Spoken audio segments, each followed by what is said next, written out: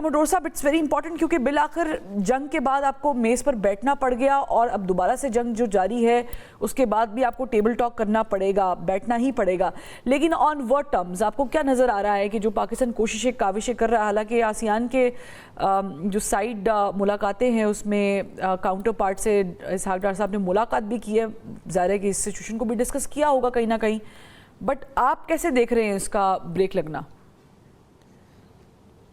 जी बहुत शुक्रिया फरवा, आपने इनवाइट किया है। और ये देखिए, ऑप्टिक्स के लिए तो वे फॉरवर्ड हो रहा है कि टेबल पर कितनी बेहतर नेगोशिएशन उनको मिल सके, क्योंकि पिछले दिनों जो 40 दिन की जंग हुई थी उसके अंदर वो तो नहीं मिल सका जो अमेरिका अपने पर्सपेक्टिव से चाहता था। और जाहिर है अमेरिका चाहता था कि उसकी जो पावर है अभी भी इंटैक्ट है, मिलिट्री फोर्स अभी भी वायबल है और इनविंसिबल है, और उसको वो चाहता था कि कन्वर्ट करे इनटू वैल्यू। खासतौर पर जब एग्रीमेंट हो गया एमओयू का, तो उस वक्त बहुत ज्यादा क्रिटिसिज्म किया गया प्रेसिडेंट ट्रंप को, खासतौर पर ज़ायनिस्ट लॉबी ने, इजरायली मीडिया ने बहुत ज्यादा कहा, नेतन्याहू ने, आई एम श्योर इंडोर भी और ओपन भी। ऑब्वियसली उनके लिए मैंने पहले भी अर्ज किया था शायद आपके साथ कि वो एग्जिस्टेशनल उसके लिए थ्रेट है, सर्वाइवल की जंग है उसकी, कि अगर अमन हो जाए तो उसको बहुत नुकसान होगा। तो ये बहुत ज्यादा प्रेसिडेंट ट्रंप को बावर कराया गया कि आप इतनी बड़ी मिलिट्री माइट होने के बावजूद आप वो रिजल्ट नहीं हासिल कर सके। तो आई थिंक उन्होंने रीविजिट किया इस सारे थीम को, जो खासतौर पर एमओयू, और हम कई दफा बात कर चुके हैं कि लेबनान का जिक्र पहले पैराग्राफ में 3 दफा है। जी जी। स्टेट ऑफ हॉर्मोज की जो 5वां पैरा है उसके अंदर निस्बतन वेग है, जिसको ईरान कैपिटलाइज अपने हक में कर रहा है और आइंदा भी करना चाहता है।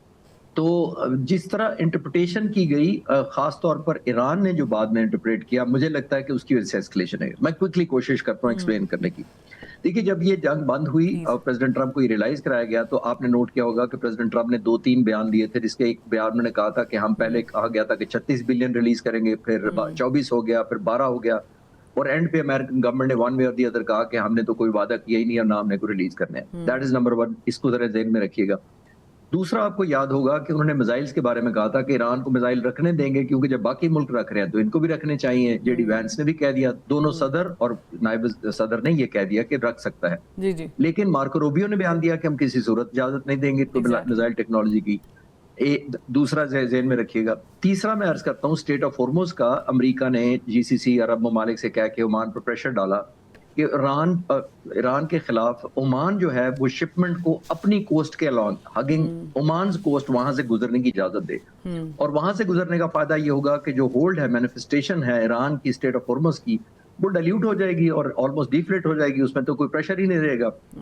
जितनी ज्यादा मैनिफेस्टेशन ईरान कर रहा था या करना चाहता था, वही उसकी लीवरेज थी, और अगर वो समझे डिफ्लेट हो गया सारा प्रोग्राम, तो ईरान की नेगोशिएशन लीवरेज खत्म हो जाती। अब ये जो 3 सेगमेंट हम मिलाते हैं, पहला मैंने अर्ज किया आपके सामने कि जो फंड रिलीज करने थे, कंपनसेशन, दूसरा स्टेट ऑफ हॉर्मोज, तीसरा मिसाइल टेक्नोलॉजी। अगर तीनों को मर्ज करें तो मेरा ख्याल है ईरान की लीडरशिप को लगा कि अमेरिका हमसे फिर गुड कॉप बैड कॉप कर रहा है, खेल रहा है। यानी हमें वो एक तरफ इंसेंटिव दे रहा है, लेकिन बिहाइंड द सीन ओमान को भी कन्विंस कर रहा है, मिसाइल भी नहीं रखने दे रहा, पैसे भी नहीं रिलीज कर रहा। तो ऑन टॉप ऑफ दैट इन्हीं दिनों में जनाजा हुआ आयतुल्लाह खामनेई का, तो एक और प्रेशर ईरानी लीडरशिप पर बिल्ड हो गया कि हमने मोर ऑफ अ जंग नहीं, मोर ऑफ अ रिवेंज लेना है। कमोडोर साहब, इट्स वेरी इंपॉर्टेंट क्योंकि बिल आखिर जंग के बाद आपको मेज़ पर बैठना पड़ गया और अब दोबारा से जंग जो जारी है उसके बाद भी आपको टेबल टॉक करना पड़ेगा, बैठना ही पड़ेगा। लेकिन ऑन व्हाट टर्म्स आपको क्या नज़र आ रहा है कि जो पाकिस्तान कोशिशें काविशें कर रहा है, हालांकि आसियान के जो साइड मुलाकातें हैं उसमें काउंटर पार्ट से इसहाक डार साहब ने मुलाकात भी की है, ज़ाहिर है कि इस सिचुएशन को भी डिस्कस किया होगा कहीं ना कहीं, बट आप कैसे देख रहे हैं इसका ब्रेक लगना?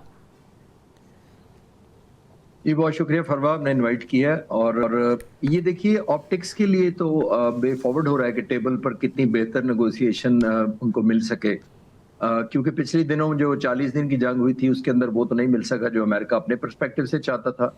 और जाहिर है अमेरिका चाहता था कि उसकी जो पावर है अभी भी इंटैक्ट है, मिलिट्री फोर्स अभी भी वायबल है और इनविंसिबल है, और उसको वो चाहता था कि कन्वर्ट करे इनटू वैल्यू। खासतौर पर जब एग्रीमेंट हो गया एमओयू का, तो उस वक्त बहुत ज्यादा क्रिटिसिज्म किया गया प्रेसिडेंट ट्रंप को, खासतौर पर ज़ायनिस्ट लॉबी ने, इजरायली मीडिया ने बहुत ज्यादा कहा, नेतन्याहू ने, आई एम श्योर इंडोर भी और ओपन भी। ऑब्वियसली उनके लिए मैंने पहले भी अर्ज किया था शायद आपके साथ कि वो एग्जिस्टेशनल उसके लिए थ्रेट है, सर्वाइवल की जंग है उसकी, कि अगर अमन हो जाए तो उसको बहुत नुकसान होगा। तो ये बहुत ज्यादा प्रेसिडेंट ट्रंप को बावर कराया गया कि आप इतनी बड़ी मिलिट्री माइट होने के बावजूद आप वो रिजल्ट नहीं हासिल कर सके। तो आई थिंक उन्होंने रिविजिट किया इस सारे थीम को, जो खासतौर पर एमओयू, और हम कई दफा बात कर चुके हैं कि लेबनान का जिक्र पहले पैराग्राफ में 3 दफा है। जी जी। स्टेट ऑफ हॉर्मोज की जो 5वां पैरा है उसके अंदर निस्बतन वेग है, जिसको ईरान कैपिटलाइज अपने हक में कर रहा है और आइंदा भी करना चाहता है।